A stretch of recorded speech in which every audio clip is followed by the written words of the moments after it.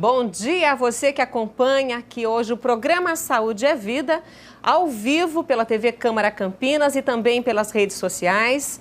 Nós agradecemos a sua participação também, porque vamos disponibilizar o telefone do WhatsApp. Como estamos ao vivo, você pode mandar a sua pergunta, a sua dúvida a respeito do coronavírus, porque este é o tema do programa. Então, vamos conversar neste primeiro bloco com o vereador Pedro Tourinho, que é médico sanitarista e também ele é professor de saúde da família e ainda é membro, né? Olha só a responsabilidade, né, Pedro?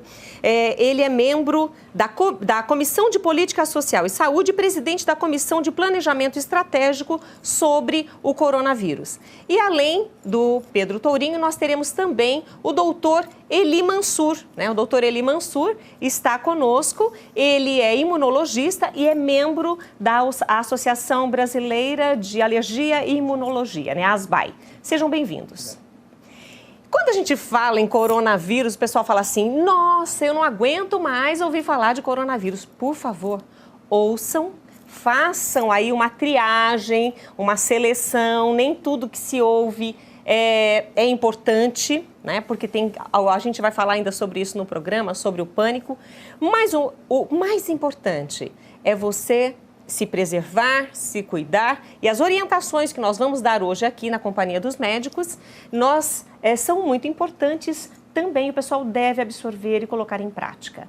E eu já começo com você, Pedro, falando sobre esse panorama, o que nós temos apresentado, você tem estado aqui em vários programas, dando dicas, informações, como está o coronavírus em Campinas e o que, não só a Secretaria de Saúde, mas hospitais, o que tem sido feito para conter e ajudar essas pessoas. Bem, bom dia, Rita, bom dia, Eli, um prazer estar aqui com vocês falando desse tema, né?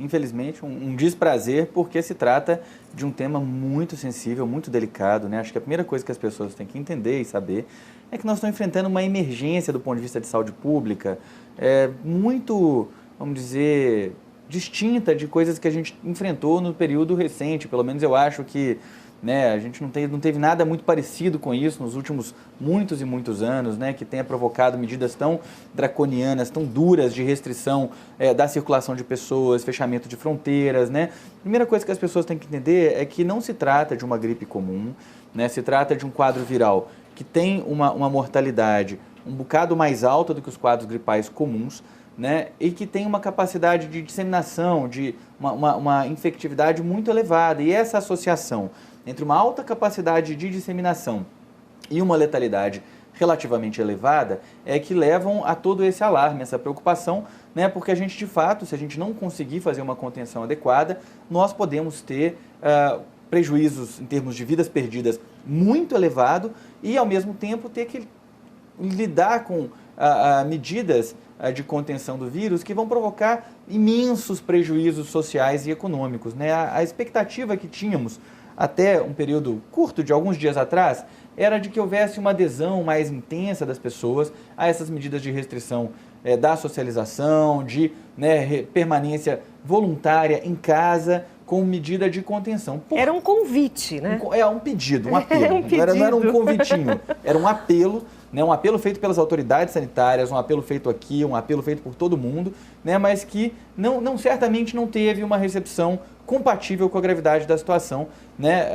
A gente sabe que o coronavírus, né, o SARS-CoV-2, que é o nome que foi dado para esse vírus, né, coronavírus é uma família, o SARS-CoV-2 é o nome que deram para esse vírus aí, que causa uma doença chamada Covid-19, só para as pessoas entenderem os termos quando a gente for falar. Ele já tem circulado no mundo aí desde dezembro, no caso da China, desde dezembro de 2019, pelo menos, né? Ele se espalhou, demorou um pouco para ele chegar aqui no Brasil, havia tempo para uma preparação talvez melhor por parte das autoridades, para que a gente tivesse, por exemplo, mais kits de testagem, tivesse as equipes mais preparadas, uma compra mais significativa de equipamentos de proteção individual para as equipes de saúde, etc. Mas o fato é que esse vírus chegou aqui faz pouco mais de 20 dias, ou pelo menos, chegou não, os primeiros casos foram confirmados faz pouco mais de 20 dias, né? E a gente está tendo agora um crescimento exponencial do número de casos, então eu avalio que vai ser praticamente inevitável que sejam adotadas medidas realmente de restrição absoluta da circulação de pessoas, exceto para tarefas absolutamente essenciais, né? E a gente tem que estar preparado para o que está por vir aí. E essas medidas, elas são sugeridas porque, ou aplicadas, eu diria, porque os países que já conseguiram ter uma contenção mais satisfatória desse vírus, particularmente a China, o Japão, tudo indica que a Coreia do Sul também caminha para um processo de contenção razoável, Singapura, Hong Kong, esses países adotaram essas medidas, particularmente a China promoveu a maior quarentena da história da humanidade. Nós nunca tivemos uma restrição da circulação de tantas pessoas por um período tão prolongado, né? São 65 milhões de pessoas que estão em casa há mais de 30 dias, né? E agora a China, ontem inclusive, não registrou nenhum caso novo, autóctone, na China. Os 38 casos registrados na China ontem são casos importados, casos de pessoas que são viajantes que chegaram na China. Então, é uma demonstração efetivamente da perspectiva de capacidade de contenção muito grande. Por que essa dificuldade? Para eu já colocar, e por que essas medidas? Porque esse vírus tem várias características que o tornam altamente, vamos dizer, eficaz na tarefa de se disseminar.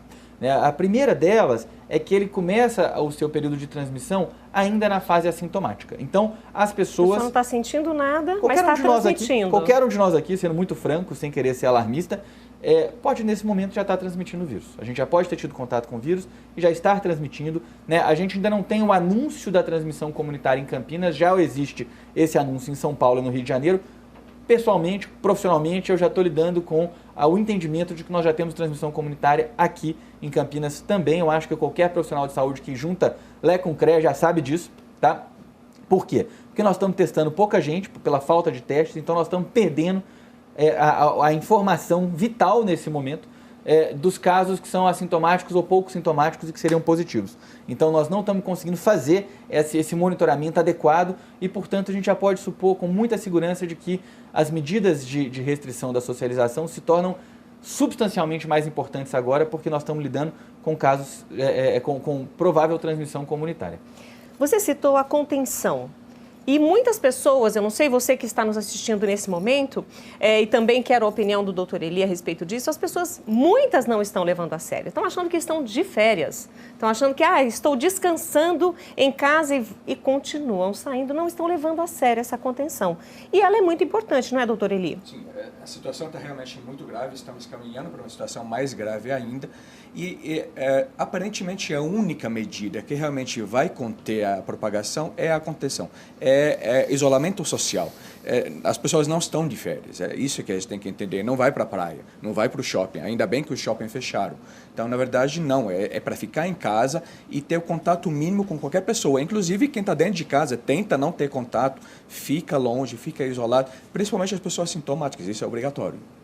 Inclusive, Pedro, você citou em algumas das suas entrevistas as regras básicas desse contato que deve ter com familiares e o mínimo fora. Poderia repetir para nós? Vamos lá, é o que a gente chamou da etiqueta respiratória, né? A etiqueta respiratória, nesse momento, ela tem que ser aplicada para todo mundo, sintomático ou não, tá? É importante as pessoas saberem. O que é o sintomático ou não?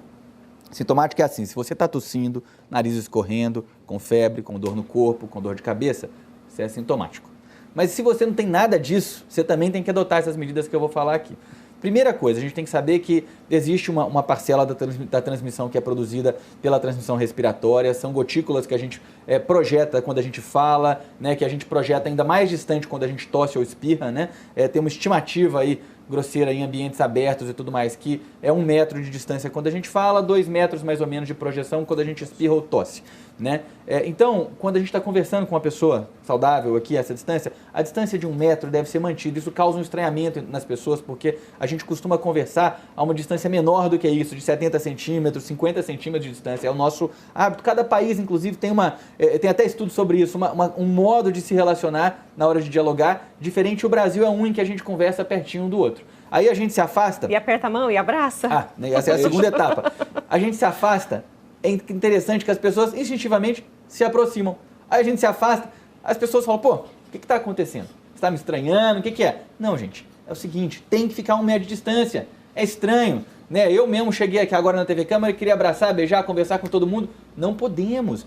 Tem que ficar 1 metro de distância. Para além disso, né, para que a gente não respire, quando a pessoa está tossindo, são 2 metros. E quem está tossindo, tem que botar máscara, né? E se não tiver máscara, tossir no braço ou tossir num lenço descartável. Algumas medidas básicas no que diz respeito a essa questão da transmissão por aerosóis. Mas esse vírus transmite, talvez de forma mais significativa ainda, pela via de contato. Ele tem a capacidade de sobreviver em superfícies, né? Tem ainda vários estudos dizendo quanto tempo sobrevive. A família dos coronavírus, por exemplo, tem estudos que não incluíram o SARS-CoV-2, que mostram que em plástico, em temperatura de 20 graus, sobrevive 4 dias em superfícies plásticas, em aço, 2 dias, em vidro, 4 dias. A gente não tem certeza do SARS-CoV-2 quanto tempo é, talvez o doutor Eli saiba melhor isso, eu não sei, mas o que importa saber é que ele vive muitas horas a dias em qualquer superfície praticamente. Portanto, tossi, encostei no braço da cadeira, o braço da cadeira vai virar um local onde outra pessoa pode se contaminar com o meu vírus. Essa é a realidade. E aí eu vou pegar e vou encostar na boca, nariz ou olho, e aí vou pegar o vírus e vou apertar a mão de outra pessoa e vou pegar e vou transmitir o vírus. Então, hábitos como aperto de mão, abraço, o toque, o contato físico entre as pessoas com as mãos é um importante instrumento de transmissão do vírus. O contato com superfícies, sejam elas quais forem, também. Por isso, inclusive, por exemplo, no transporte público, uma das cobranças que nós estamos fazendo para a administração da cidade é que os equipamentos de transporte público sejam higienizados pelo menos umas 4 vezes por dia. Não é uma vez por dia só. É uma briga essa, porque a gente sabe que se deixar as empresas não vão fazer isso. Já não estão fazendo. Né? Tem que higienizar pelo menos 4 vezes por dia. Andou num ambiente desses, teve contato com vidro, com barra de proteção, com corrimão, maçaneta de porta, imediatamente, mão lavada, né? 20 segundos de lavagem com água e sabão, palma da mão, dorso da mão, entre os dedos, polegar, unhas e punho. É o mínimo. Álcool gel ou álcool 70 também resolve e tem que ser feito o mesmo procedimento. Essas são medidas essenciais. Além da higienização, da desinfecção de superfícies, que tem que ser feita regularmente. Pode ser feita com hipoclorito de sódio, né, que é água sanitária, solução 0,5% funciona bem. E pode ser feita com álcool gel para objetos de uso pessoal e tudo mais. Álcool gel ou álcool 70, preferencialmente o álcool 70. Por falar em álcool gel, as pessoas têm muitas dúvidas a respeito do álcool, porque falam, mas é álcool 70, álcool 42, álcool 90, é o álcool 70. Isso. O álcool mais do que 70, o álcool 90, por exemplo, ele evapora muito rápido, a solução não é suficientemente aquosa para penetrar mais na pele, né? Então acaba que ele perde a eficácia relativamente ao álcool 70. O álcool com menos do que isso, ele é aquoso demais e muitas vezes ele não ajuda a destruir os vírus da maneira como a gente precisa. Então o álcool 70 é a formulação ideal. E aí, falar de álcool 70 é importante porque tem um monte de receita caseira e tudo mais. Não é fácil fazer álcool com gradação de 70%, tá? Então não adianta sair fazendo receita caseira, gente. Tem que ter a aquisição de álcool 70 em lugares que sejam o álcool realmente certificado, testado e aprovado por órgãos de fiscalização. Bom, e com essas regras, a gente está aqui recomendando para que você siga, para que você em casa tenha esses cuidados com a sua saúde, com você, para não transmitir e, claro, com a sua família também. E nós sabemos que algumas pessoas estão aí no grupo de risco, pessoas hipertensas, e tem uma lista de pessoas, entre elas, pessoas com doenças respiratórias. Asma, bronquite seria aí uma das pessoas, uma das doenças que estão nessa lista. Doutor Eli, como imunologista, alergista, o que o senhor tem para nos falar em relação a isso? Essas pessoas, elas estão mais suscetíveis mesmo a desenvolver doenças, essa doença infecciosa respiratória?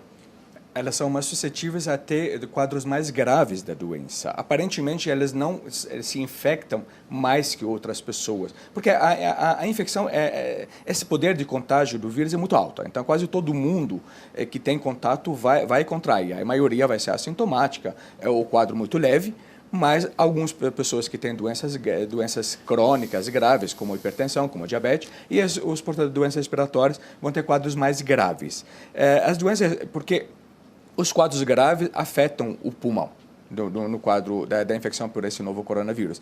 E a asma, a bronquite crônica, o DPOC, que o pessoal que fumou por muito tempo, é uma doença inflamatória do pulmão.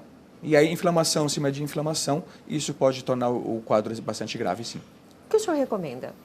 fazer o tratamento adequado da doença. A asma, por exemplo, que o paciente está fazendo o tratamento adequado, está tomando a sua medicação, a famosa bombinha, existe na população aquele mito de que a bombinha faz mal para a saúde. Isso já caiu por terra há muito tempo, não faz sentido. Na verdade, a bombinha e o tratamento é o que vai salvar a vida dessa pessoa. Então, a asma controlada, muito provavelmente vai ter um quadro da infecção, caso venha a ter, igual qualquer outra pessoa que não seja asmática, muito provavelmente. Então, fazer o tratamento adequado é a melhor coisa possível. E em casa? Bom, a recomendação tem sido ventilar, né, os ambientes, quem ainda está trabalhando, porque muitos profissionais não podem abandonar seus postos, estão trabalhando, como o pessoal da saúde, como o pessoal da imprensa. Eu vejo pessoas da limpeza higienizando os ambientes, entre outros, motoristas de ônibus e etc. E essas pessoas que têm o problema respiratório, que não foram afastadas por N motivos, talvez por não saberem disso, não pediram, não comunicaram à empresa, essas pessoas precisam continuar trabalhando. A máscara ajudaria a proteger ou existem outras formas dessa pessoa proteger a sua saúde dessas gravidades nas doenças respiratórias? A máscara ela não previne você pegar a infecção. A máscara é indicada para quem é sintomático, que provavelmente está com infecção pelo corona, para não transmitir para outras pessoas. As medidas que a gente recomenda, que o vereador Pedro falou, as medidas de proteção respiratória, então não tossir nas pessoas, se proteger contra a tosse, lavar as mãos. E, na verdade, o que a gente recomenda para as pessoas que têm doença crônica é eles ficarem em alerta na possibilidade de agravamento da doença. Então, eles têm um risco maior de agravamento da doença. Em qualquer situação de agravamento, procurar o atendimento da saúde. Não é todo mundo que deve procurar um médico nessas situações. Então, na verdade, fique em casa. Você está com um quadro... Hoje, nós recomendamos que qualquer pessoa que tenha sintomatologia de resfriado, considerar como se fosse coronavírus. E aí, fique em casa. Se isola, tenta não transmitir para as outras pessoas. No caso de agravamento, aí procura profissional da saúde. Então, qualquer pessoa com doença crônica ou não, a mesma medida. Bom, e nós aqui nesta conversa estamos aí aguardando, vamos disponibilizar mais uma vez o nosso WhatsApp para que você possa fazer perguntas. Daqui a pouquinho nós vamos repassar aos profissionais que estão aqui conosco estas perguntas. Então tá aí, olha, 978293776, lembrando que o DDD é 19 para quem está nos vendo aí em todo o Brasil pelo Facebook ao vivo. Então você também pode mandar a sua mensagem, a sua pergunta, a sua dúvida. E para nós fecharmos esse bloco, daqui a pouquinho nós teremos aí a Andréia participando conosco. Nós gostaríamos de saber, por exemplo, ela vai falar sobre doação de sangue, já está faltando, os materiais de proteção para estes profissionais da saúde, que em alguns locais também está faltando. A busca pelo álcool gel foi desenfreada, foi frenética, muitas pessoas já não estão encontrando mais, e eu gostei muito da sua solução, Pedro, falando sobre a água sanitária. Quer dizer, não encontrou o álcool gel? Não. Não. Isso é para superfícies. Para superfícies. A gente não pode passar... Não na mão. Eu digo assim, porque nós estamos limpando, por exemplo, corrimãos. Melhor limpar com água sanitária. Com água sanitária. Claro, para economizar também o álcool gel para as mãos. Jogar álcool gel em superfície agora é um desperdício. Tem que pegar, fazer uma solução de água sanitária, né, e passar em tudo quanto é lugar. Aqui na Câmara, eu até já falei com o presidente, a recomendação é que elas fiquem o dia inteiro fazendo isso nos ambientes onde tem circulação de gente, porque o sapato pode levar o vírus para dentro da Câmara, as cadeiras que são utilizadas, inclusive entre a hora que vocês levantaram aí e a próxima pessoa que for sentar nessa cadeira aí para o próximo programa, passar a solução na cadeira, no banco, onde assenta, no braço. Esse é o nível de rigor que nós precisamos ter para conter esse quadro. Na China, chegou a ter lugares, em Wuhan, lá na cidade onde o quadro aconteceu, que chegou a ter desinfecção de calçada, carro passando na rua, limpando calçada, né? Inclusive água e sabão também faz o mesmo efeito, funciona do mesmo jeito, para poder fazer a desinfecção dos ambientes. Isso funciona. Pra você ter uma ideia desse vírus, como é que ele é complicado, teve um shopping de Wuhan que fechou. Aí ele ficou 6 dias fechado. Aí depois de 5, 6 dias que foi fechado, abriram e botaram umas equipes de limpeza para poder higienizar o shopping. Todo mundo que foi fazer a limpeza contaminou e ficou doente. Entendeu? Porque o vírus é um vírus bastante resistente em superfícies, tá? Então, o fato tem que fazer a desinfecção de ambientes de forma regular, de superfícies principalmente, lembrando que é isso, né? A gotícula contaminada sai, ela fica no ar um pouquinho, desce, fica na superfície e por ali ela vai ficar e ali daquele período ali qualquer um pode pegar. Por isso, feito ele falou, esse é um vírus com alta probabilidade de contaminação e o que nós temos que fazer são os esforços para diminuir o gradiente, a capacidade infectiva do vírus, né, de disseminação que o vírus tem, de contaminar as pessoas. Então, esse esforço inclui, de forma muito sistemática, a limpeza de superfícies. Doutor Eli, a recomendação para quem tem bebês pequenos, né? Até 3 anos, crianças bem pequenas que necessitam dos cuidados desse manuseio com o bebê, alguma recomendação especial para essas mães? Cuidado para não contaminar, na verdade, é lavar as mãos, esse é o mais importante. Lavar as mãos antes e depois. Bebê aparentemente não tem quadros mais graves, então é diferente do H1N1. Eu tenho 2,5 em casa, estou muito feliz que... Sim. Então, diferente do H1N1, que pegavam crianças grávidas também aparentemente não é. É mais as pessoas com doença crônica e acima de 60 anos, que são os principais grupos de risco, digamos. Na verdade, bebê e qualquer outra pessoa tem que ser protegida contra a contaminação. É a mesma medida para todos. A recomendação que circulou na semana passada na ausência das aulas, que já esta semana foram efetivadas, na semana que vem, inclusive, professores serão afastados também.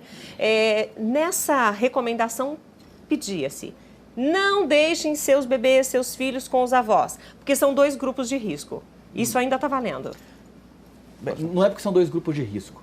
É porque, na verdade, os avós têm que ficar isolados também, entendeu? As pessoas mais velhas, todo mundo tem que tomar a mesma medida de isolamento. Mas, particularmente, romper as medidas de isolamento com pessoas mais velhas é um perigo, porque essas pessoas são as que estão com mais risco de evoluir gravemente para a doença. Veja, em pessoas com mais de 80 anos, a taxa de mortalidade na China foi de 14%.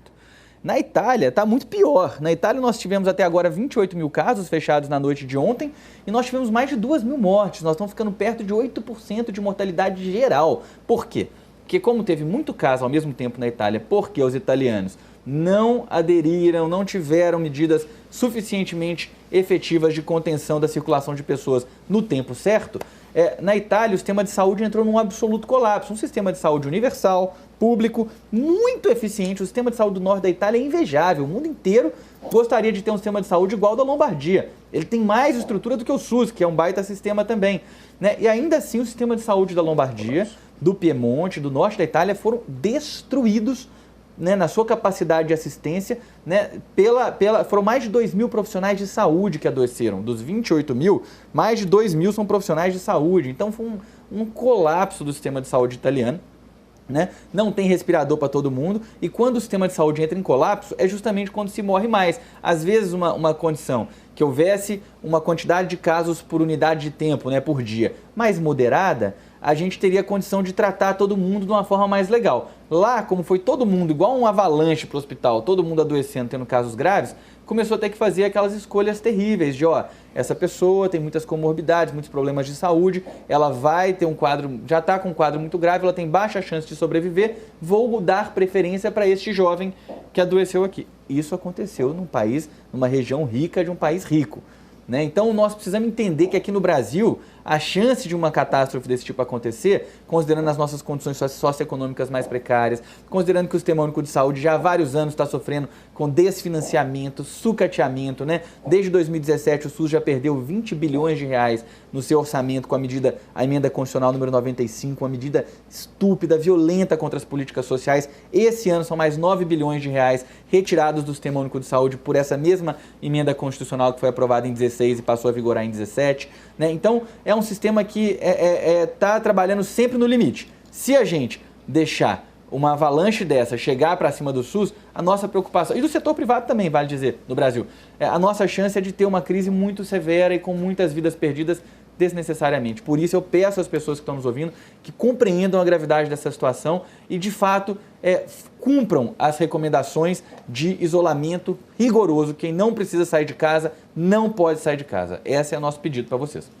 Bom, nós continuamos aqui com o programa Saúde é Vida, nós vamos para um rápido intervalo. No próximo bloco, nós vamos voltar com informações lá do Hemocentro com a nossa repórter Andréia Marques, porque está faltando sangue no banco de sangue e nós queremos saber aí como ajudar. Então, nós vamos para um rápido intervalo e voltamos já.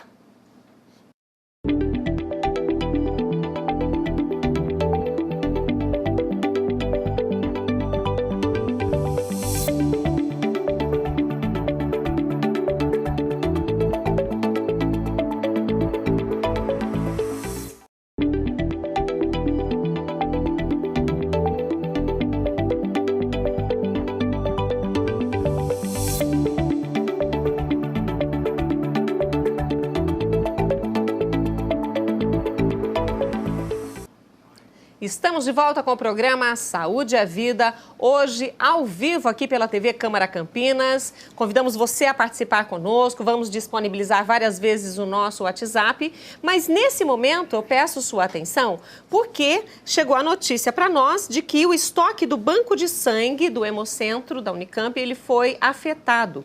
Então, nós temos lá a repórter Andréia Marques que traz para nós mais informações. Olha, Andréia, de quanto foi essa redução? O que está sendo, quais as providências e as necessidades neste momento? Bom dia, Andréia.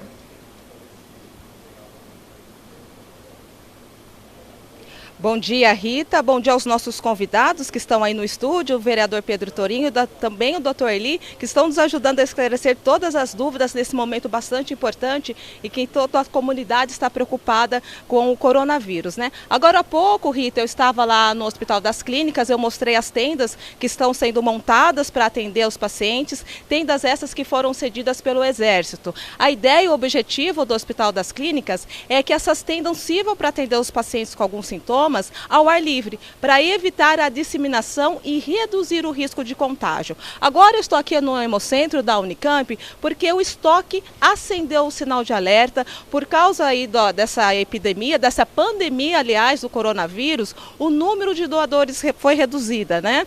Foi reduzido, em 25%. Eu vou conversar agora com o representante aqui do Hemocentro, o Dr. Wagner. Doutor, é um impacto muito forte quando a gente fala em pandemia e na necessidade de doadores de sangue.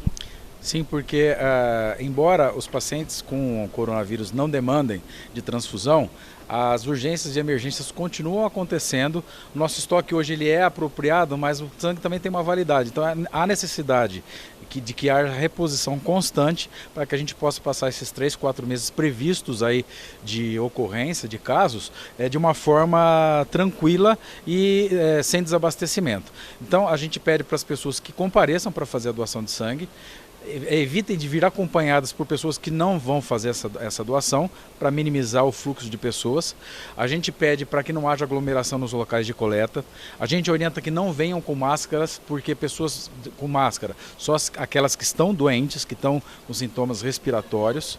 E a gente pede também que a cada fase do processo, isso é uma coisa que a gente já está adotando de medida aqui, as pessoas se lembrem de fazer o uso do álcool gel para evitar a transmissão e contaminação não só das pessoas, mas dos locais também.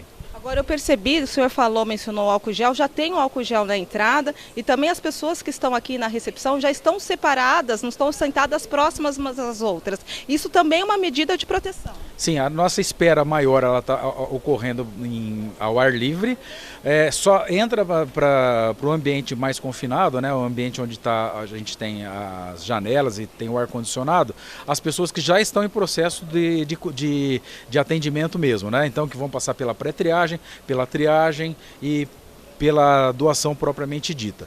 Isso tudo para evitar que haja acúmulo de pessoas e contato muito próximo, com isso aumentando a segurança não só para os doadores, mas também para a nossa equipe que está fazendo atendimento, porque na verdade todos nós estamos sujeitos a esse risco. Agora vamos reforçar então, doutor, quem pode fazer a doação?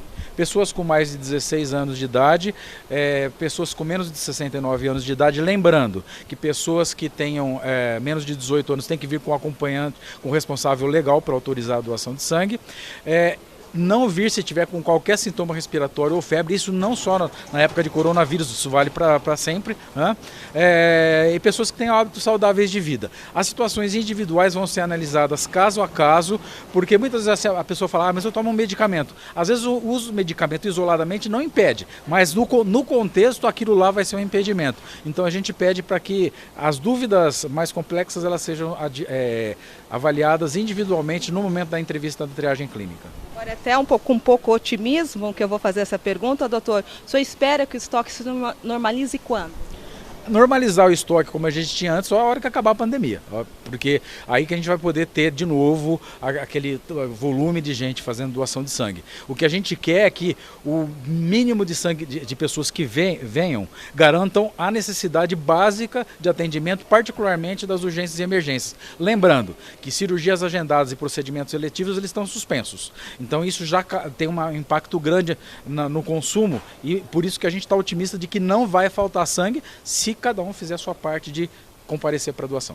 Tá certo, muito obrigada pelas informações. O doutor falou agora mesmo de cada um fazer essa parte, é essa recomendação mesmo. Reforçar os cuidados com higiene, usar álcool em gel 70%, lavar sempre as mãos de forma correta e evitar locais fechados com muita gente. Isso assim a gente consegue aí frear o avanço da doença do coronavírus. Rita, eu devolvo para você. Obrigada, Andréia. Obrigada mesmo. E nós continuamos aqui no estúdio, na companhia do vereador Pedro Tourinho, também, que é médico, e o doutor Eli, que é imunologista. Mas, até prestando atenção nas recomendações do médico, ele falou sobre o uso de medicamentos para quem vai fazer a doação de sangue. Essa é uma avaliação que é feita lá no Hemocentro mesmo, né? Nós aqui não recomendamos nada, mas o ibuprofeno é algo que está aí não só nas redes sociais, mas na linguagem dos médicos. Doutor Eli, gostaria de falar sobre ibuprofeno? Sim, o ibuprofeno ele provocou alguns casos, mais agravamento de alguns casos. Ele é muito usado no mundo inteiro como remédio para febre, mas não está sendo mais recomendado para esse quadro aqui. Se recomenda o paracetamol e naqueles que necessitassem mais pode ser usar dipirona. Não só o ibuprofeno na verdade, mas os anti-inflamatórios em geral não são recomendados no uso nesse quadro. No caso do AS ou ácido acetil salicílico, também tem alguma recomendação em relação a isso? Porque as pessoas que têm problemas cardíacos necessitam desse medicamento, só que ele não está sendo recomendado também. Geralmente são doses baixas que são usadas, né, nesses pacientes cardíacos. Não vi nenhuma contraindicação nesse caso. Eu também não vi. No caso do AS, eu não vi nenhuma contraindicação. Sim. O ibuprofeno está ficando cada vez mais caracterizada vamos dizer, a recomendação para a não utilização. O AS que se usa para febre é dose mais alta, então possivelmente que tenha algum problema, porque ele tem ação anti-inflamatória igual aos outros anti-inflamatórios. E vale dizer que hoje em dia já efetivamente não se usa mais o AS para esse fim, porque é um remédio que tem, né, um perfil de ação um pouco, vamos dizer, com mais efeitos adversos e tal. Ele é um anti-inflamatório das antigas, você usa ele mais hoje realmente para proteção para eventos cardiovasculares e tudo mais, né, alguns outros quadros eventualmente, mas de modo geral o que se usa e que não se deve usar, feito o doutor Eli colocou, são os anti-inflamatórios, né, como por exemplo cetoprofeno, diclofenaco, ibuprofeno, nimesulida, esses que são muito utilizados frequentemente e que, se a gente puder, tem que sempre lembrar a preferência para o paracetamol e para a dipirona, mas assim, aqui não dá para a gente ficar fazendo prescrição, acho que é importante colocar que nós estamos falando aqui é realmente do cuidado só com a não utilização desses medicamentos, que soma-se nesse momento indícios de que talvez eles tenham uma associação desfavorável com a concomitância com o SARS-CoV-2. E o que nós estamos fazendo aqui no programa Saúde é Vida é passando alertas para você, né, que está aí acompanhando, na companhia dos médicos, são informações sérias e importantes, então é para você ficar em estado de alerta, mas lembrando que a automedicação nunca é recomendável. Então, não faça uso da automedicação, tenha sempre aí uma prescrição médica para que você use o medicamento, por mais simples que ele seja. E principalmente nesse momento, aí estamos alertando você a não usar ibuprofeno ou então anti-inflamatórios. E nós convidamos várias pessoas a mandar suas perguntas, as suas dúvidas para cá, e as dúvidas estão chegando e nós já vamos começar a fazer aos médicos as perguntas. Vai aparecer aqui na tela a respeito do álcool 92%, se pode ser usado para desinfetar as coisas. A Maria Tereza de Indaiatuba.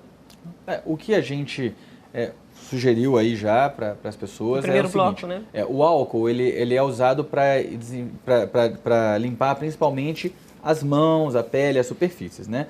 Para limpar o corpo. Para limpar as superfícies, o que tem se demonstrado são os desinfetantes de uso doméstico, eles têm eficácia, e as soluções de hipoclorito, os desinfetantes que têm um cloro. Tá? Isso é que tem sido a recomendação. Então, passar mesmo o desinfetante em superfícies mais amplas, de preferência fazer uma solução com água sanitária e aplicar a solução de água sanitária nos espaços é suficiente para as superfícies. Para as coisas que ela está falando, deve ser os objetos de uso pessoal, né? Para os objetos de uso pessoal, a recomendação também é de usar o álcool 70%. Tá? Bom, e nós temos mais uma pergunta. O álcool que tem sido recomendado para a utilização na prevenção é o 70%. Quer dizer, a mesma casa com os que têm concentração mais alta podem ser utilizados. Eles evaporam muito rápido. Tiago, muito obrigada por sua participação. É o Tiago do Jardim Campos Elíseos. A Helena Nóbrega, de Campinas. Como acabou o álcool gel, posso fazer as misturas que ensinam na internet? Opa, vamos pisar no freio.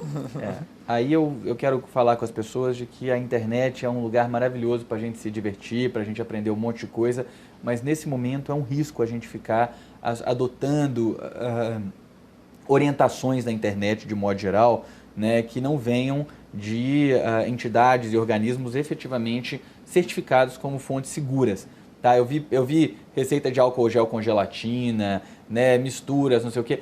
Fazer uma solução de álcool 70% é uma tarefa complexa. Você tem que ter um medidor que mede a taxa de álcool numa substância para ter certeza que é álcool 70%. E é ruim, porque se você não tem isso, você pode achar que você está seguro e não estar.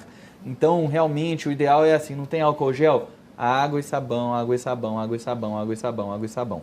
Por pelo menos 20 minutos. 20 segundos. 20 segundos, perdão. Aquela lavadinha rápida não resolve. É melhor do que não lavar, mas assim, o ideal é lavar direito. Se você já está botando a mão na torneira com água e botando o sabão, não seja preguiçoso. Você quer se cuidar ou você não quer? Se você quer se cuidar, se cuida direito, lava a mão direito. É isso que a gente tem falado. Em casa você não precisa usar o álcool. Isso. Pode usar o sabão.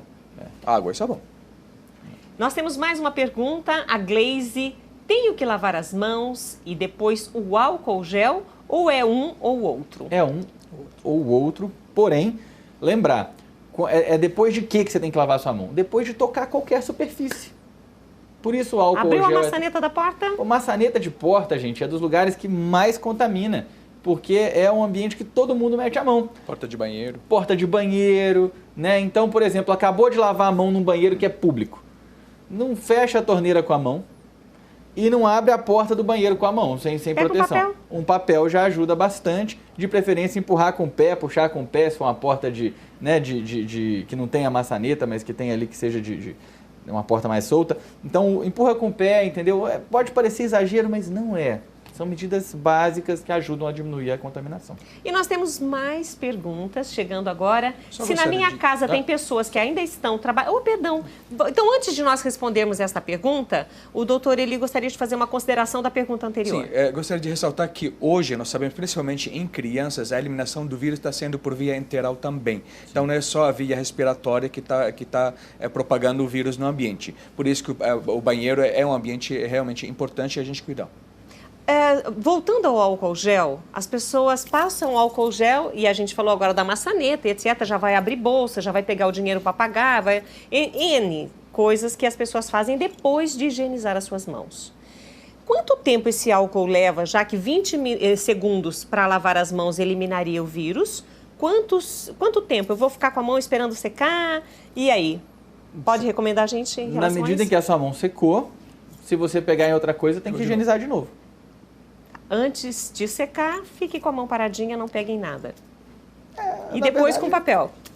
Luvas ajudariam, vereador? Não, porque a luva vai ser um agente de transmissão também. Tirou ou joga fora? Ele não entra pela mão. A mão é uma superfície que ele contamina. e depois você coloca a mão na boca, no nariz, nos olhos, a gente leva toda hora sem perceber, inconscientemente. Então, não é que ele penetra pela pele, ele não entra pela pele, ele fica na tua mão. Então, assim, lavou, fica com a mão quieta.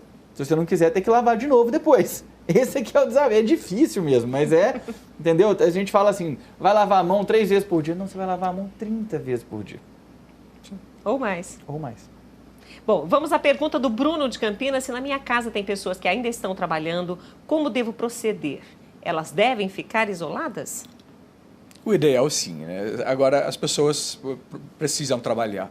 Então, continuam com as mesmas medidas, lavar as mãos o tempo inteiro, cuidar. As pessoas devem tentar, todo mundo pode estar contaminado, os que estão trabalhando, os que estão em casa, e são as mesmas medidas, lavar as mãos e a proteção respiratória. Ok. Nós temos mais uma pergunta. Não acho máscaras para comprar, mas tenho visto receitas caseiras na internet para fazer a própria máscara.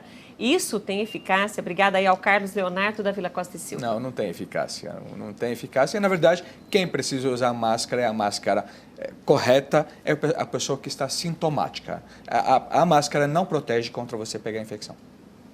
É isso, não adianta botar a máscara se você está aqui, feito a gente está, pelo menos é o que sugere-se até o momento, né? Na Ásia existe uma cultura de usar a máscara o tempo todo, isso cria um certo choque do ponto de vista de imagem, né? Que aí você vê a imagem da China, tá todo mundo de máscara na rua na China.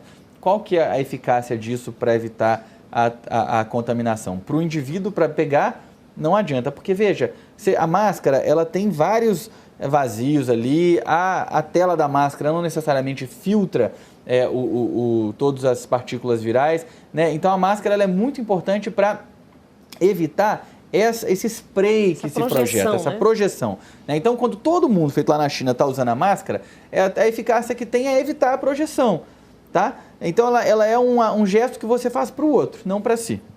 Entendeu? Essa que é a questão, ela faz para o outro. Se todo mundo estivesse usando máscara, seria bom? Poderia até ser, se tivesse 100% das pessoas usando, a gente teria menos particulado suspenso no ar, mas aí é uma coisa, primeiro, inviável, nós não temos máscara em quantidade suficiente para todo mundo. E, segundo, que provavelmente iam ter também questões de uso por tempo prolongado, né, que iam ter outros problemas associados a isso. A máscara que impede você de contrair, ou que diminui a sua chance de contrair, é uma máscara especial, né, que é a N95, que é usada por profissionais de saúde no contexto de manipulação de via aérea de usuário comprovadamente com Covid, né? Então, ou paciente com tuberculose, são outras coisas, e essa é uma máscara que ela é bastante desconfortável de usar, eu falo porque eu uso ela bastante desconfortável de usar, né? Ela é uma máscara que ela tem escassa quantidade, então não adianta querer sair comprando essa máscara, né? E deixa ela para quem precisar, que são de fato os profissionais de saúde que estiverem lidando com via aérea de paciente com Covid. Tem 2 máscaras que estão muito disponíveis no mercado. Quem conseguiu comprar, tem pessoas que estão procurando. Uma azul com carvão ativado e uma mais comum, uma tradicional. As duas vão ter o mesmo efeito para conter essa projeção da saliva, dos aerossóis. Sim, as duas têm o mesmo efeito.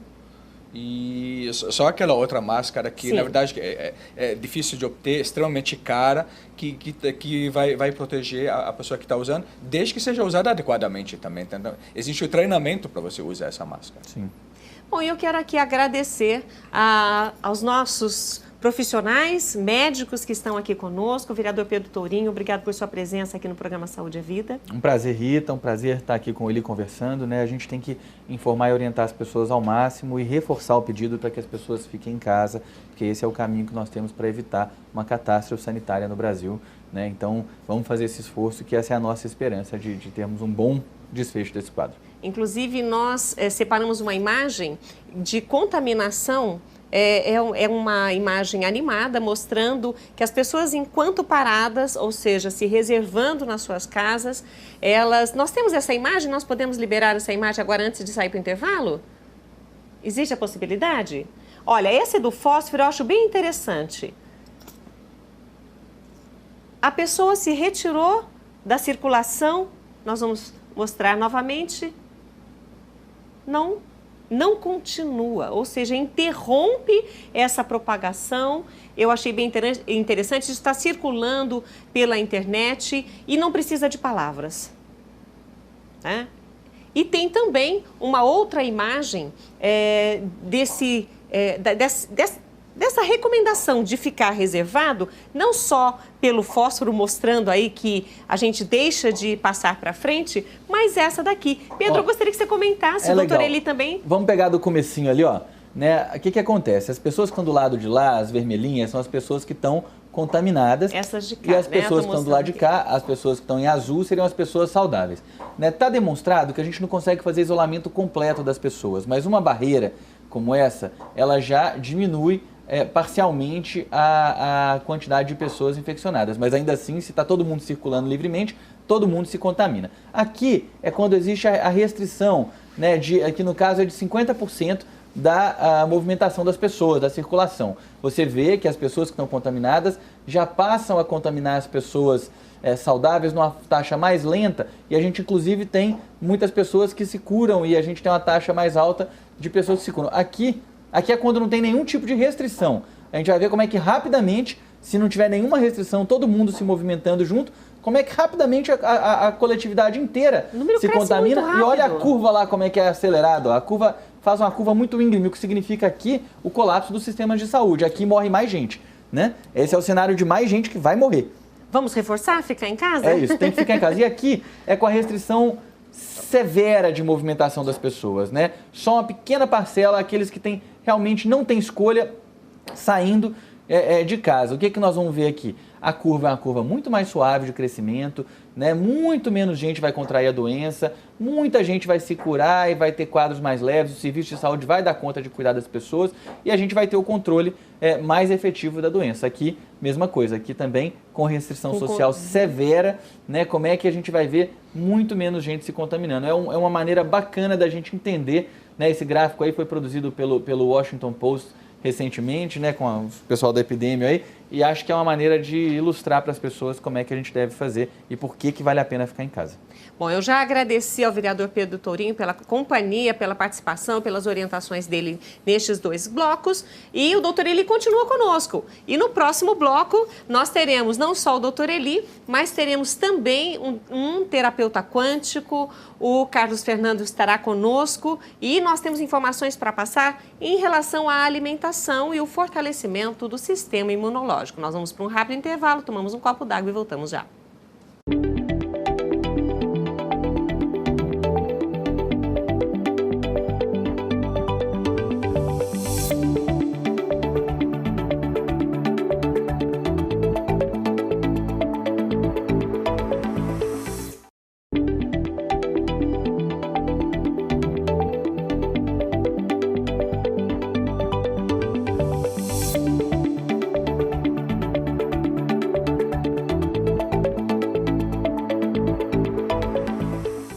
Estamos de volta com o programa Saúde é Vida, hoje falando sobre coronavírus, com vários alertas, várias orientações. Nós já tivemos aqui no programa a companhia do médico, que é sanitarista, professor da saúde da família, que é o Pedro Tourinho, e também vereador aqui na Câmara Municipal, e também o doutor Eli.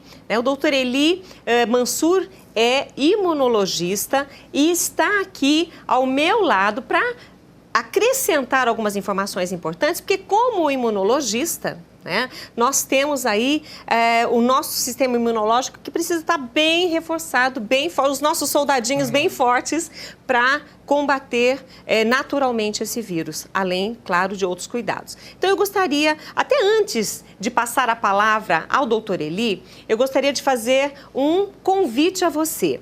Nós estamos com o nosso WhatsApp à disposição, muitas perguntas já chegaram. Vamos tentar fazer todas as perguntas para você que está participando conosco, porque estamos ao vivo, então você tem essa interatividade conosco e faça isso mesmo. Aproveite e tire suas dúvidas, porque esse é o momento, tá certo? Tem muitas coisas circulando pelas redes sociais, muitas dúvidas surgindo, então faça sua pergunta, o telefone está aí na sua telinha, anote, registre aí no seu, salve na agenda do seu celular para você participar não só do Saúde à Vida, mas de outros programas também, fazendo perguntas. E agora, voltando ao doutor Eli. nosso sistema imunológico, como ele funciona e como, naturalmente, como ele deve funcionar, doutor, numa situação como essa de um vírus?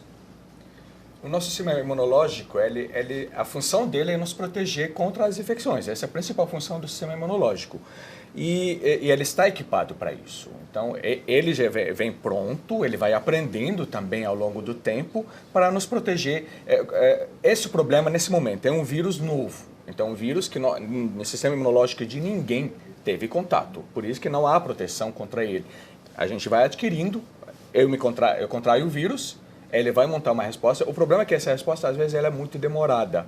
Então, não dá tempo, por isso que as pessoas que têm algum problema imunológico acabam evoluindo com rapidez, e as pessoas mais idosas, etc. E muitas vezes não dá tempo. Mas o nosso sistema imunológico é capaz, na maioria das vezes, por isso que a maioria das pessoas tem um quadro muito leve, por causa do nosso sistema imunológico, que vai nos defender contra isso. Bom, nesse caso, para fortalecer o sistema imunológico, o que nós devemos fazer? Na verdade, o que nós temos que fazer é não atrapalhar o nosso sistema imunológico. Fortalecer o sistema imunológico, isso é um pouco mito da população. Então, na verdade, como eu não atrapalho o meu sistema imunológico? Ter uma vida saudável, uma alimentação saudável, álcool em excesso, cigarro em excesso, dormir adequadamente, isso ajuda.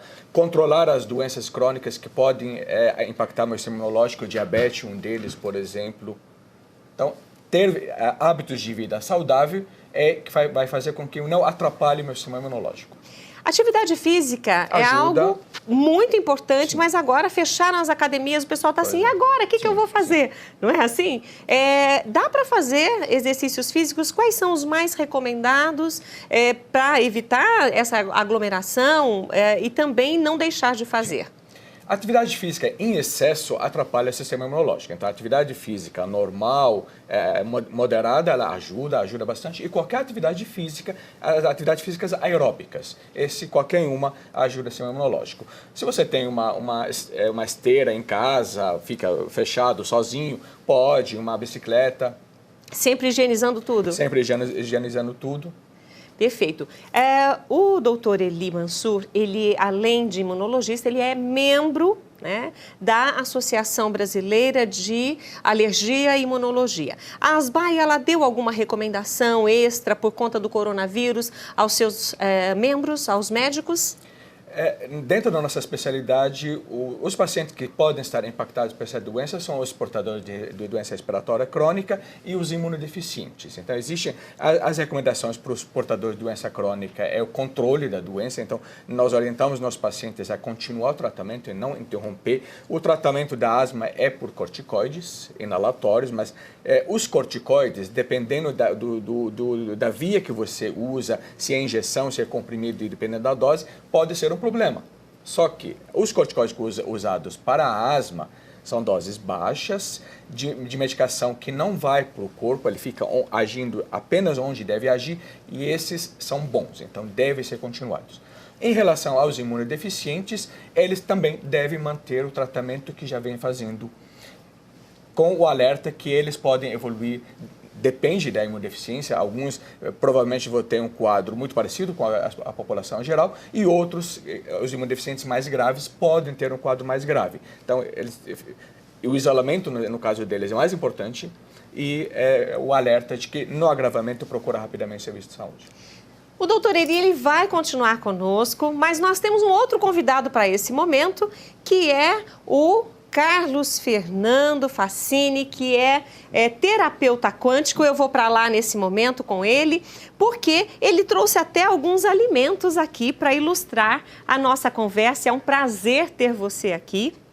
Doutor Eli, como imunologista, ele também vai fazer perguntas, vai participar conosco, né, doutor Eli? Mas, além dessas boas-vindas, eu quero absorver aí um pouco do seu conhecimento em relação a esses alimentos e o que são, quais são, né, os alimentos mais importantes para a gente colocar na mesa nesse momento de crise e ficar em casa, não poder sair para comprar aí o que quiser.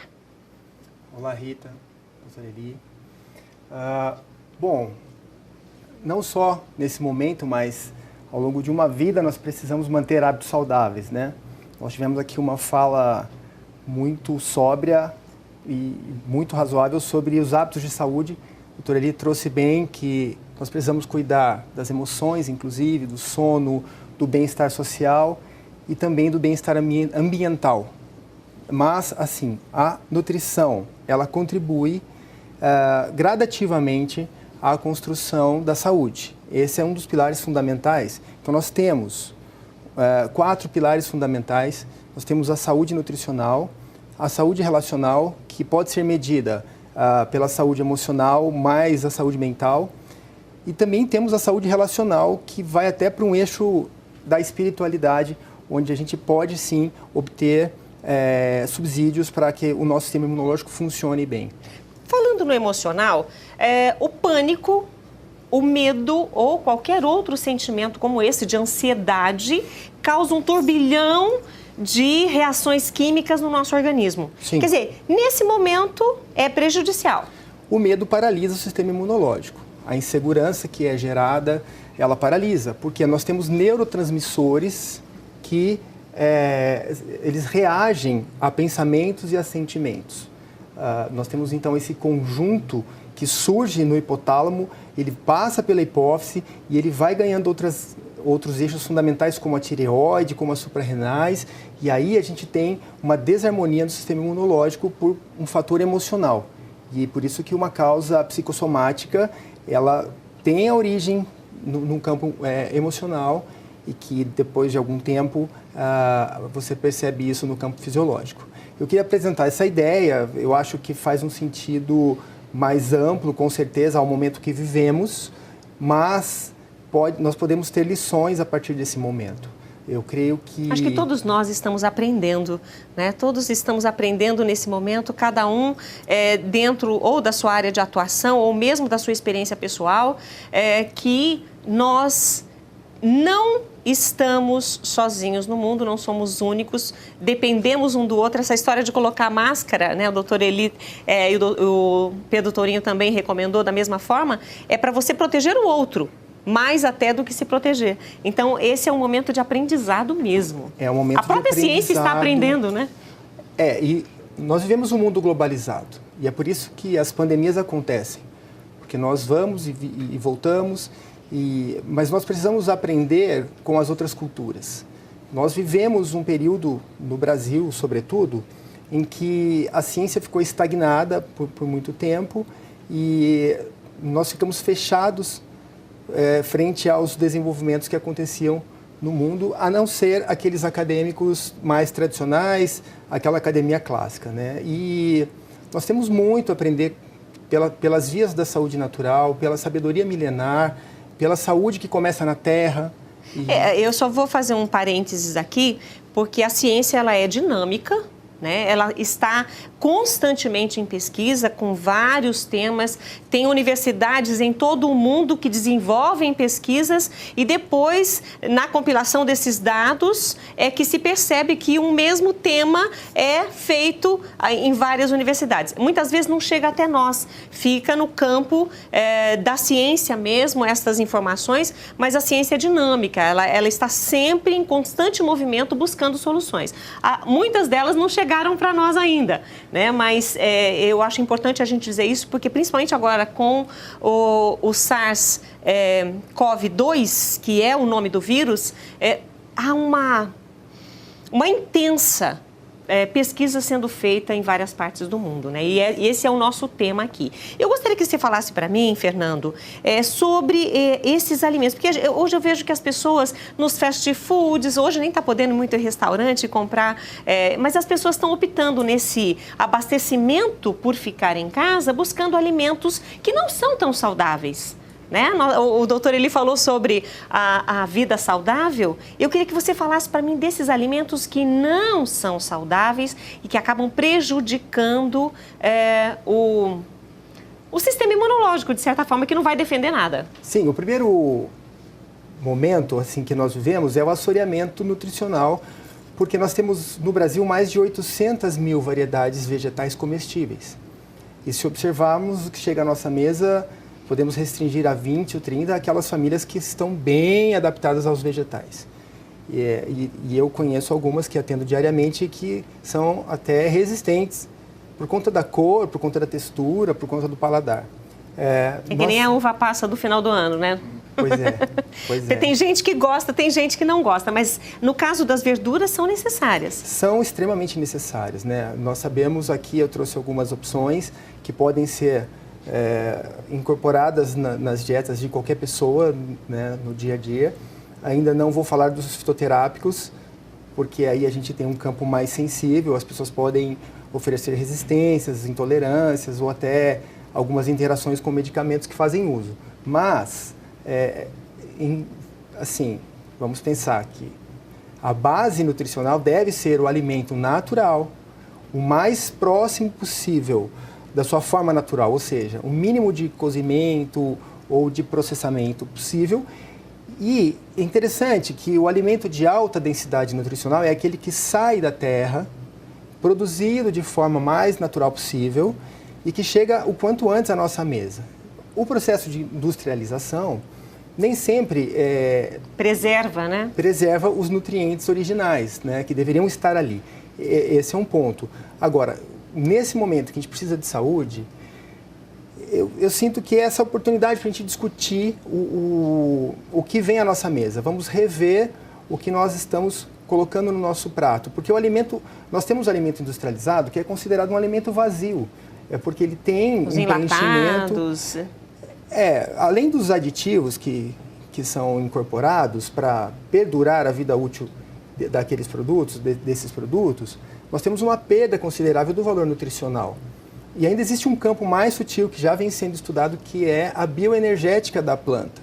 Que ao consumir um alimento mais natural, você tem disponível esse valor energético, que é uma nutrição eletromagnética também, que não só aquela classificada dentro da tabela nutricional. E dentro dessa linha tem também os alimentos vivos, né, que são os germinados, etc., que trazem aí mais saúde. E a gente está falando desse fortalecimento do sistema imunológico, e eu gostaria agora, vou pedir ao Fernando que me diga o que estes alimentos que estão disponíveis aqui, eles podem trazer para que a gente, ao ingeri-los, ao colocarmos na nossa alimentação diária, até com a careta das crianças, que não quer muito aquilo, o que eles podem trazer de benefícios para nós? Inclusive, o doutor Eli está aqui conosco, pode fazer perguntas, e você de casa também, viu? Você está aí, olha, nós vamos disponibilizar mais uma vez o WhatsApp, como estamos falando do sistema imunológico, dos alimentos. Queremos que você envie suas dúvidas em relação a esse tema, para que a gente possa responder aqui nesse momento, e daqui a pouquinho nós vamos aí liberar algumas das perguntas que já foram feitas. Fernando, fala pra gente sobre os alimentos? Bom, esses alimentos, eles contribuem inicialmente com a formação de uma flora intestinal saudável. Nós precisamos de fibras, precisamos de lactobacilos, porque é onde começa o nosso sistema imunológico, não é? A gente tem um início no intestino da identificação do que é saudável para o organismo ou não. Isso olhando para o alimento. Então, aqui nós pensamos alimentos que são de fácil acesso, como a couve. A couve ela é interessante porque ela é rica em fibras e ela pode ser consumida de várias formas, inclusive no suco. A gente pode montar aqui um suco de couve com limão, que é rico em vitamina C, antioxidante. Oba. É um alimento interessante porque ele alcaliniza, embora a sensação ácida que a gente tem no paladar, depois ele alcaliniza e contribui muito para a saúde. Ácido com ácido vira base? Quem se lembra da aula de química? E eu pensei em algumas fontes saudáveis de carboidrato também, porque essa é uma demanda que a gente tem. O inhame e o cará são fontes interessantes, porque são de baixo índice glicêmico e podem ser consumidos todos os dias. Alho poró e alguns alimentos brancos são interessantes para esse momento, como o rabanete. Porque é só a casquinha dele que é vermelha, por dentro ele é bem branquinho. Branquinho.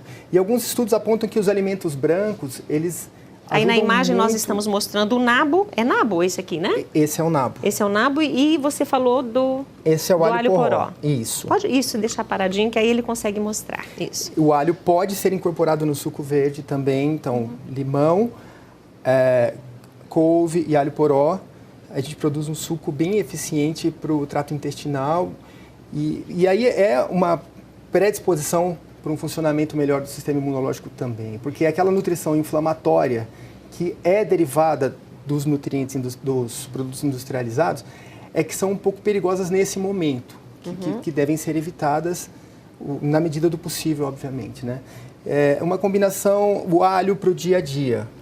O alho, sim, nós poderíamos falar sobre inúmeros benefícios, né? Porque estudos falam sobre trato respiratório, sobre o sistema imunológico, porque ele predispõe uma leitura mais rápida dos agressores, e o brócolis, assim, é super interessante. Posso contar um segredo para você? Ele tem uma sorte muito grande, que eu estou pertinho dele aqui, e hoje eu não comi alho, porque eu como alho, não tenho vergonha de dizer.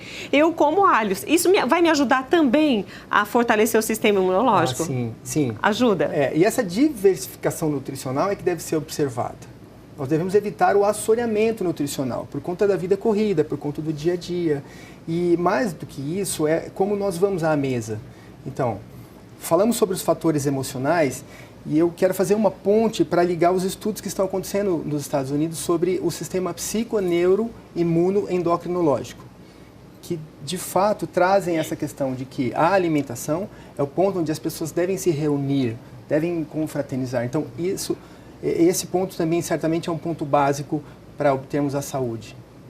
Bom, ele deu algumas sugestões de sucos, falando sobre os alimentos. E uma coisa que é importante, porque muitas vezes a gente come um alimento e não faz a associação. E ele falou, um suco de limão com a couve ajuda a fortalecer o sistema imunológico, ajuda para o próprio organismo reagir positivamente, mas é importante, quando ingerir qualquer verdura mais verde, inclusive como a couve, ter associado a uma vitamina C. Isso é importante, pode ser uma laranja, uma mexerica, para que o organismo retenha de melhor maneira o ferro também, né? A vitamina C e o ferro são importantíssimos.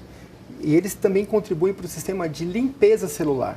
Esse é um ponto interessante, porque se nós tivermos lentidão nesse processo de apoptose ou de limpeza celular, nós certamente sofreremos interferência na saúde do sistema imunológico. Então, por que nós temos pessoas consideradas grupo de risco, acima de 60 anos ou esses grupos que já estão classificados? Porque, de fato, algo acontece nesse processo de limpeza celular. E a intoxicação também vem pelo alimento. Esse é um ponto que a gente precisa de mais tempo para discutir, obviamente. Nós entraremos em polêmicas, certamente entraremos, mas os estudos já apontam que nós precisamos desintoxicar bem. E a vitamina C, ela faz relação nesse processo de desintoxicação, assim como outros antioxidantes aí que a gente pode consumir no dia a dia. Agora eu vou perguntar para o doutor Eli. Destes alimentos aqui, qual o senhor mais gosta, doutor Eli? Vários deles eu gosto. O alho bastante, rabanete, o alho poró. Eu gostaria de fazer uma pergunta. A gente sabe que esses hábitos alimentares ocidentais, de alimentos processados, vêm alterando a microbiota intestinal e, na nossa especialidade, uma das possíveis explicações para o aumento das alergias, das doenças inflamatórias, etc., é essa alteração da microbiota intestinal. E nós sabemos que os alimentos in natura, etc., eles podem ajudar nessa reposição na microbiota benéfica, digamos. Esse alimento seria, eu tenho que comer cru, por exemplo, ou posso fazer, por exemplo, que eu gosto, uma torta de alho poró, por exemplo, que conseguiria ter os mesmos benefícios? Bem, nós teremos mais benefícios com o produto in natura, por quê? Porque ele não sofreu deformações nas estruturas das suas fibras e ainda por conta dessa fitoenergética. Mas eu consumo também o processado, desde que aquele alimento venha assim, de uma boa fonte. Eu tenho priorizado porque, nesse momento, o que é bom evitar? Qualquer industrializado no componente. Porque o industrializado, ele será reconhecido como agressor.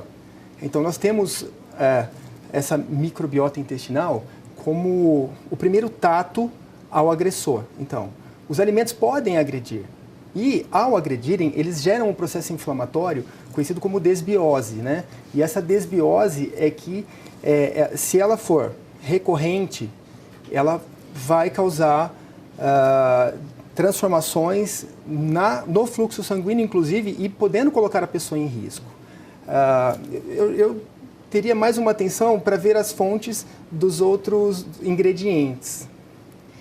Eu gostaria até de aproveitar para falar aqui do sono, porque a gente come muito bem, escolhe os alimentos, inclusive quando fizer a torta, eu tenho certeza que a equipe toda aqui gostaria de experimentar essa torta de alho poró, porque deve ser uma delícia. Mas, além desses alimentos, doutor, e o Fernando também vai nos responder, tem outros fatores. Os alimentos são importantes, já aprendemos aí. O sono também ajuda a fortalecer esse sistema imunológico. Sim. O sono é extremamente importante, estresse também, como citou, é importante. Então, são os hábitos de vida saudáveis. Na verdade, eu dormir mais não vai ajudar meu sistema imunológico. Eu dormindo adequadamente vai deixar de atrapalhar meu sistema imunológico. Então, nós temos esse problema de que eu vou melhorar meu sistema imunológico, eu não vou melhorar meu sistema imunológico que está funcionando adequadamente. Eu tenho que deixar de atrapalhá-lo. Tá rodando muito na mídia hoje em dia, tá muito famoso agora, vários vídeos daquele soro para imunidade, um monte de vitaminas. Isso é uma bobagem que não tem tamanho, né? O nosso corpo, ele absorve as vitaminas que ele precisa. Ele dá uma carga a mais. Até alguns autores até falam que fazendo isso, apenas seu xixi vai ficar de ouro, porque tudo vai sair pelo xixi depois. E tomar vitamina é muito caro. Então, na verdade, uma alimentação saudável vai te dar tudo que você precisa. Inclusive, nós temos perguntas e nós vamos liberá-las agora para que a gente possa fazer já agradecendo quem fez a pergunta. Nós não respondemos essa pergunta, boa pergunta, Helena, Cidade de Jardim Campinas. Como é realizado o teste para o coronavírus, doutor Eli? O teste para o coronavírus, ele pega uma secreção, um swab, etc., e ele procura pelo vírus, é chamado de PCR, então procura pela presença do vírus. Existe a possibilidade de mais para frente introduzir e procurar o anticorpo pelo vírus. O resultado normalmente sai rápido. O problema é que está faltando kits, então, na verdade, quem está sendo testado? Apenas aqueles que têm doença grave. Então, eu estou suspeitando de eu tenho infecção pelo coronavírus, mas eu estou bem, não vá procurar fazer o teste, porque não tem teste disponível para todo mundo. E essa é uma recomendação para evitar esses ambientes para que não contamine, caso... Exato. Então, na verdade, eu estou com sintomas que podem ser corona, por exemplo, sintoma de resfriado, considera que eu estou com corona e isole-se para não contaminar os outros. O ideal, obviamente, é a gente saber todo mundo que está com corona, mas com a falta de kits, vai ser impossível. Ok, nós temos mais uma pergunta. Meu filho está gripado e com o nariz escorrendo. O que posso dar para ele? Michele Souza, via Facebook. Paracetamol. E isolar. E vitamina C? Não. Não? Não há nenhuma evidência. Através do alimento? Alimento saudável. Eu dar vitamina, etc. Existe essa vertente, etc. Não há nenhuma evidência de que eu dar mais vai me ajudar. Na verdade, vai sair no xixi depois. Meu corpo vai pegar aquele que precisa e já está pegando pelo alimento. E depois ele libera? Depois ele joga fora. Então, faltar vitamina, isso atrapalha. Só que se eu tenho uma alimentação normal, variada, saudável, eu não tenho que tomar vitamina nenhuma. Mais uma pergunta, tenho um banho e tosa e me falaram que os cães podem levar o vírus para dentro de casa através das patinhas. Preciso me preocupar? Obrigada aí, Solange de Hortolândia. Através das patinhas é possível. Ele não vai contrair o vírus e não vai transmitir o vírus para a gente. Só que é possível, igual eu também posso levar o vírus para casa, os animais podem. Como disse Pedro Tony, até na sola do sapato? Exato. Então tem que tomar cuidado. Tem uma viagem marcada para 1º de abril com os meus pais, que têm mais de 60 anos. Devo remarcar a viagem? Sim, não viaje. Não sei se você vai conseguir viajar, na verdade, estão fechando tudo, então não viaje. Muitas companhias já interromperam, inclusive, a venda de passagens e estão aí em acordo com os passageiros que já adquiriram, né? Bom, essas foram as perguntas, mas é interessante a gente lembrar também que não é hora de ficar fazendo visita, viajando, não só para o exterior ou viagens mais longas, mas mesmo na própria cidade, né? É hora de ficar em casa. Não se case, não vai para festa de aniversário, nada de reunião social. Não visite familiares, não visite ninguém. Ficar em casa, não é férias. Principalmente visitar idosos. Tem gente que fala assim, eu não vou ver o meu avô e minha avó. Sim. Tá certo. Sim. Bom, doutor Eli, já falo com o senhor. E aqui na conversa com o Fernando, a gente tem que fazer essa interação. Eu queria muito que você falasse, porque o doutor Eli falou sobre o sono e você tem um artigo, inclusive, que você escreveu pensando nesse sono tão necessário, né? Porque se não dorme direito, está muito agitado, muito estresse, tem o cortisol que entra aí, um hormônio benéfico numa determinada quantia. Eu queria que você falasse sobre isso.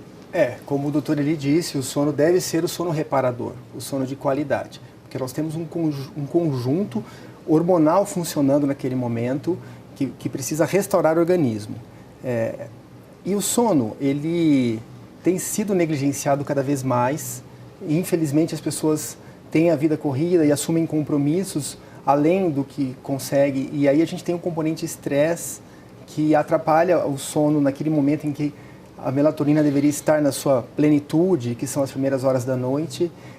Então, nós precisamos investigar o que tira o sono. Qual é o fator preponderante para que o meu sono não tenha sido aquele sono reparador, restaurador, promovendo aquela sensação do acordar bem no dia seguinte. E equilibrar, de fato, a alimentação, ela tem toda a estrutura, deve ter toda a estrutura, a alimentação diversificada, de novo chamo a atenção para o mais próximo do natural possível.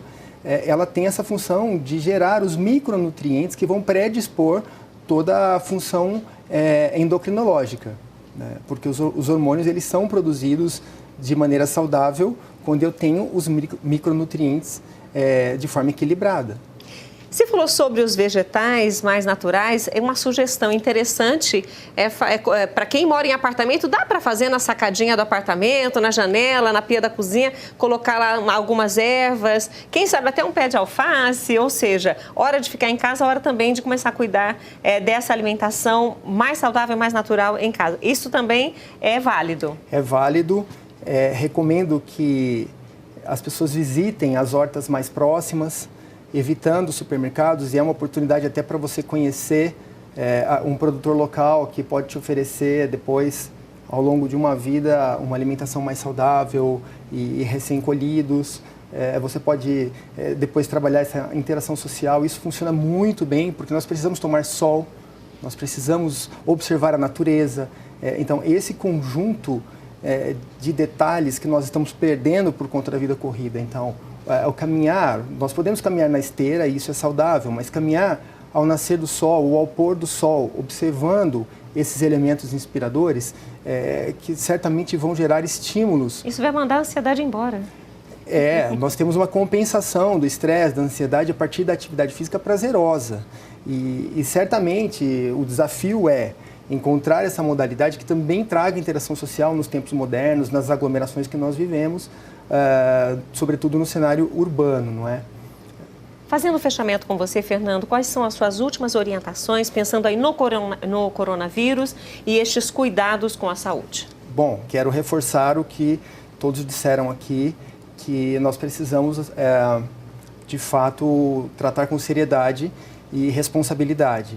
Então, vamos obedecer às autoridades, às pessoas que estão trazendo as informações de contingenciamento, de prevenção. Nós precisamos mesmo cuidar. E, na medida do possível, desfrutar desse tempo recluso para repensarmos a nossa vida. Eu sinto que aquela imersão interior, quem sou eu, o que eu estou fazendo, qual é a contribuição eu tenho deixado, qual é o legado para a minha comunidade de entorno, para a minha família, no meu ambiente de trabalho. Esses eixos precisam ser, muitas vezes, revitalizados, revisitados e ressignificados. Eu quero agradecer a tua participação comigo, viu? Carlos Fernando Fassini, que é terapeuta quântico. Obrigado. Obrigada por suas informações. E é claro que a gente teria muito mais para falar, não é, Fernando? Porque alimentação, gente, olha, dá muito pano para manga. E aqui com o doutor Eli, eu gostaria que o senhor fizesse as suas considerações finais, pensando aí no nosso tema de hoje do programa Saúde é Vida. Bom, o mais importante hoje, como ficou bastante claro e a gente repetiu bastante, é o isolamento social, é a coisa mais importante que a gente possa fazer. igual recomendou o Carlos, fique em casa, leia um livro, assista um filme, assista a TV, repense a sua vida, claro, isso faz parte. E tentar evitar o contato principalmente com idosos, para não contaminar essas pessoas, que é o mais importante. Portanto, doença crônica, se está sentindo algum sintoma, não devemos sobrecarregar o serviço de saúde, então fique em casa, a não ser que seja quadro grave, e não viaje também, evite o contato social, esse é o mais importante aqui agora. Perfeito. Doutor, eu quero agradecer sua participação comigo, foi riquíssima. Desde o começo do programa, a doutora Eli está conosco e foi muito generoso da sua parte estar conosco hoje para passar informações sérias para quem está nos assistindo. Obrigado. Bom, eu quero dar uma dica para vocês, porque aqui na TV Câmara Campinas, os vídeos, todos os programas ficam disponíveis no YouTube. A TV Câmara Campinas tem um canal no YouTube, então este programa também estará disponível. Então, se você quiser rever o que foi falado aqui, quiser aprender um pouco mais, ouvir novamente, compartilhar, também pode, porque no YouTube todos os programas estão lá, inclusive o Saúde é Vida. E para quem é de Campinas, tem um programa, que é o Meu Bairro na TV, que já falou de muitas hortas comunitárias, que o pessoal cuida do alimento ali, até sem agrotóxico. Então, se você entrar na playlist da TV Câmara Campinas no YouTube, você procura lá Meu Bairro na TV, aí você acha a sua horta, quem sabe lá você vai encontrar esse alimento saudável citado aqui pelo Fernando. E, é claro, que nós sempre convidamos você a estar conosco, participando. Eu falei do WhatsApp, registre aí, salve no seu celular, na agenda, para você participar com perguntas de outros programas ao vivo. Isso é muito importante, porque a sua dúvida é a dúvida de muitas outras pessoas que às vezes não têm como ligar, ou às vezes têm até vergonha, mas quando você faz a sua pergunta, os médicos, os profissionais respondem e você vai estar também colaborando nessa rede de comunicação e de informações sérias a respeito do coronavírus. Então, muito obrigada a você que enviou sua pergunta, agradeço de coração. Não deu tempo de nós falarmos de todas elas, esclarecermos todas, mas eu convido você a continuar com a programação da TV Câmara Campinas, porque tem muita coisa para acontecer na programação de hoje. E lembrando, nós falamos de alimentação. Hoje é o último dia do verão, a partir de 10:50 de amanhã, da madrugada, do dia 20, a gente começa aí o outono e muita gente vai fazer as suas sopinhas com bastante legumes, um pedacinho pequeno de carne, e isso também é muito saudável. Obrigado pela sua companhia, beijo grande e até o próximo Saúde é Vida.